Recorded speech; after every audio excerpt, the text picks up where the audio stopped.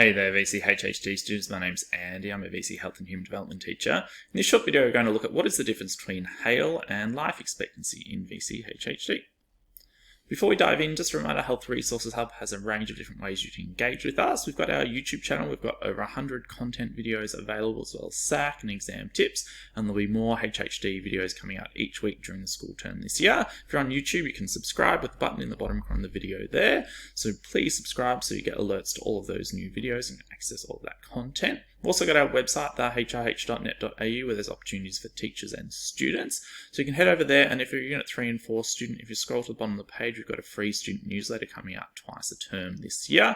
It's got resources that should help you in the course content and the key skills as well. So if you scroll down the page and sign up to that, you'll get an email shortly after with the first edition, which has already been released. We've also got our social media links there, so you can follow us and get alerts to all of our new videos and other opportunities, as well as our email if you'd like to get in touch. So this video is focusing on the difference between life expectancy and HALE. So you might get these a little bit confused because they do both obviously have that phrase life expectancy in the name. So these are both health status indicators. So if a question asks about how something has an impact on health status, you can consider including one of these in your answer. So life expectancy is relatively straightforward. It's talking about how long a person can expect to live, the number of years that is remaining to them at a particular age if death rates do not change. And so what that means is that typically we consider life expectancy from birth. So we might look at, for example, male and female life expectancy in Australia, which is around 80 and 85 respectively from birth. But you can actually measure life expectancy from any age. Okay, so you could look at a person who is, say, 30 years old and then predict how long they're expected to live based on them already reaching that age there. Now, you'll also notice that it mentions in the description if death rates do not change towards the end there. And so basically what that means is that if there is an event, say within a population or a country, okay, such as a conflict, or if you think back to a few years ago, COVID occurring across the world, that then can have an impact on the life expectancy for individuals in that country because there has been a change, okay, as a result of that event, typically in the death rates within that country, and that therefore can typically reduce the life expectancy for individuals within that particular country as a result of that change in death rates. So it's always important to add that on to your description at the end if death rates do not change.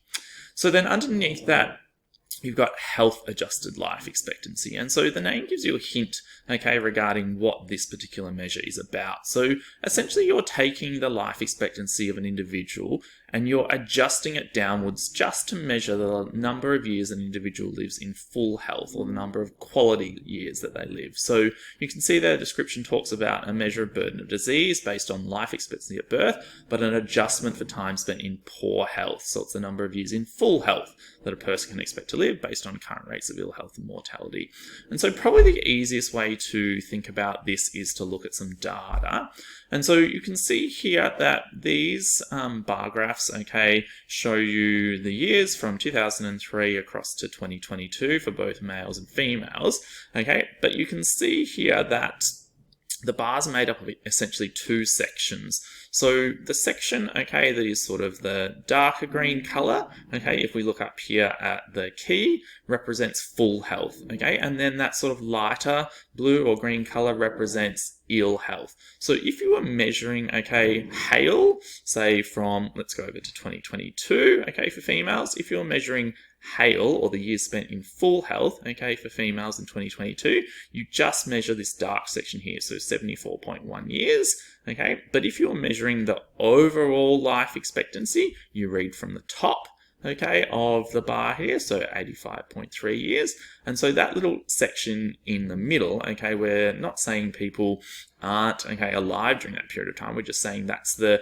average number of years people spend in ill health, okay, so if you're considering HALE, which is just years in full health, you do 74.1, total life expectancy 85.3, because you're also adding in those years that they spend in ill health, but they're still obviously alive. So sometimes, okay, life expectancy is considered the term quantity, so the number of years, okay, whereas HALE, health adjusted life expectancy, is quality, so the number of years in full health or good health. Okay, hopefully you found that video useful. A reminder, here's the different ways you can engage with Health Resources Hub. Thanks so much.